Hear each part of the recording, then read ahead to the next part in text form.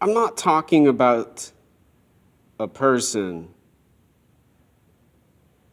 who's interested in what another person has to say other than what another person provides as a stimulation and reward for having a philosophy and theory practiced by those who are democratic and socialist and communist.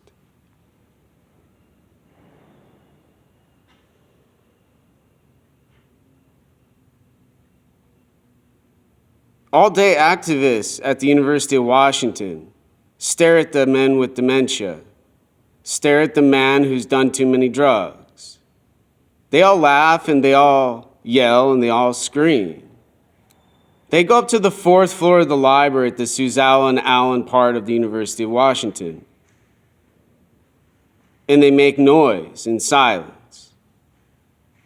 The librarians say, okay, you need to have a low hum, and then I stop talking, and then they run away in the shadows.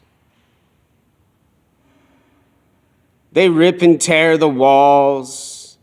They graffiti the bathrooms, and they put disgusting words instead of beautiful pictures of their faces burning in silence.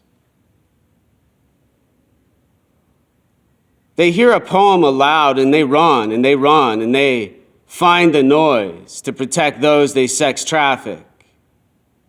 Not only on Aurora where they go after they're done here and at the Avenue, but when they're done talking to the economics professors too busy studying the behavior they're observing for their neuroeconomics class they're teaching,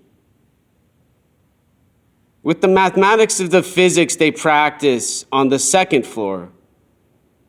When I'm not on the 4th floor pleading for my life, I'd like to not have cancer, and most of all, I'd like Dr. Manuel Ferreira Jr. to know there's nowhere to go after the cancer's removed, to not be homeless, abused, and suffering, considered no one more intelligent than these humans I discuss and talk about aloud, who have such a big IQ and such a monstrous ego, they're stuck in the books on the 4th floor, and they forgot.